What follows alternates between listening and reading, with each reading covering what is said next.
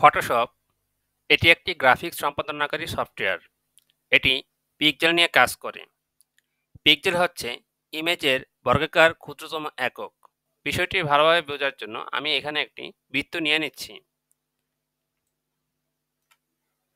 তারপর আমি যদি এটাকে জুম করি তাহলে আপনারা বুঝতে পারবেন।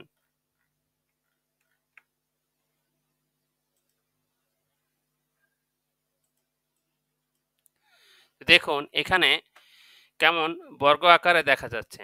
এরকম অসংখ্য ছোট ছোট বর্গ নিয়েই এই বৃত্তটি তৈরি হয়েছে। তো শুরুতে আমরা ফটোশপের এই ইন্টারফেসটি সাথে পরিচয় হয়ে নিই। তো এখানে উপরের দিকে দেখুন যে বিষয়টি দেখতে পাচ্ছেন, এটা হচ্ছে মেনু বার, এবং এই পাশে বাম পাশে যে অপশনগুলো দেখতে পাচ্ছেন এগুলো হচ্ছে আপনার টুলস বার, এবং মেনু বারের নিচে যে অপশনগুলো দেখতে পাচ্ছেন এগুলোকে বলা হয় সাব অপশন বা কন্ট্রোল বার। অর্থাৎ আপনি এই যে বাঁ পাশের যে কোনো টুলস আপনি সিলেক্ট করলে দেখুন উপরের দিকে এই অপশনগুলো চেঞ্জ হয়ে যাচ্ছে। অর্থাৎ এই টুলসের আন্ডারে এই অপশনগুলো রয়েছে, এই অপশনের মাধ্যমে এই টুলসটিকে কন্ট্রোল করা হয়ে থাকে। ডান দিকে এই যে অপশনটি দেখতে পাচ্ছেন এটাকে বলা হচ্ছে প্যালেট বার। এখানে এই যে উপরে উইন্ডোজ যে অপশনটি দেখতে পাচ্ছেন, এই উইন্ডোজ থেকে আমরা আমাদের প্রয়োজনীয় বিভিন্ন প্যালেট সিলেক্ট করে নিতে পারি। যেমন আমি এখান থেকে যদি আমি ব্রাশ এই অপশনটি সিলেক্ট করি তাহলে দেখুন আমার এখানে ব্রাশ এর একটি প্যালেট ওপেন হয়েছে। তো এভাবে আমাদের প্রয়োজন মতন আমরা বিভিন্ন প্যালেট নিয়ে নিতে পারি। আবার আমাদের যদি কোনো প্যালেট প্রয়োজন না হয় আমরা এখান থেকে টিক মার্কটি উঠিয়ে দিলে আমাদের প্লেটের যে অপশনটি চলে যাবে। পূর্বে এখানে আমাদের যে প্লেটটি রয়েছে, এই যে আমরা এই অপশনে যদি ক্লিক করি আমাদের প্লেটটি আবার পুনরায় ফিরে আসবে।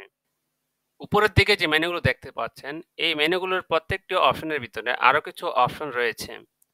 তো কাজ করতে করতে আমাদের কাজের প্রয়োজনে আমরা এই অপশনগুলো আস্তে আস্তে শিখে নেব। তারপর দেখুন যে এই যে টুলস বার রয়েছে, এই টুলস বারের উপরে একটি দাগ রয়েছে।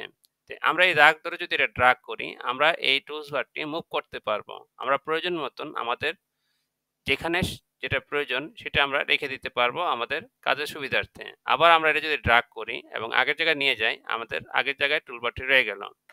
তারপর উপরে যে অ্যারো বাটনগুলো দেখছেন এই অ্যারো বাটনে যদি আমি ক্লিক করি আমাদের টুলগুলো এখানে দুইটি কলামে সেট হয়ে গেল।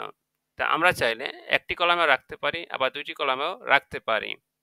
তারপর কাজ করতে করতে এমন হয় যে আমাদের এখানে যেটা যে অবস্থায় ছিল সেই অবস্থাটি উলটপালট হয়ে গিয়েছে। অনেকের মনে ভয় কাজ করতে পারে, সে ক্ষেত্রে আমরা আমাদের এই ইন্টারফেসটি চাইলে আগের মতন করতে পারি। এটা কিভাবে? এই যে উপরের দিকে দেখুন এসেনশিয়াল, এখানে যদি আপনি ক্লিক করেন এখানে একটি অপশন রয়েছে রিসেট এসেনশিয়াল। অর্থাৎ আমরা এই রিসেট এসেনশিয়াল এই অপশনে যদি ক্লিক করি তাহলে আমাদের ইন্টারফেসটি ওপেন করার মুহূর্তে যেরকম ছিল অপশনগুলো সেরকমভাবে সেট হয়ে যাবে। তো আমরা এটা এভাবে রেখে দিলাম। এবার দেখুন ইন্টারফেসের আমাদের এই যে কালার, এই কালারটা আমরা চাইলে এখানে চেঞ্জ করতে পারি। কালারটা যদি আমরা চেঞ্জ করতে চাই এখানে যে এডিট যে অপশনটি রয়েছে মেনু, এই এডিট মেনুতে আমরা ক্লিক করি। তারপর দেখুন এখানে প্রিফারেন্স একটি অপশন রয়েছে। প্রিফারেন্সের আন্ডারে আরেকটি অপশন রয়েছে ইন্টারফেস। এই ইন্টারফেসে আমরা ক্লিক করি। তো এখানে দেখা যাচ্ছে 4টি কালার রয়েছে।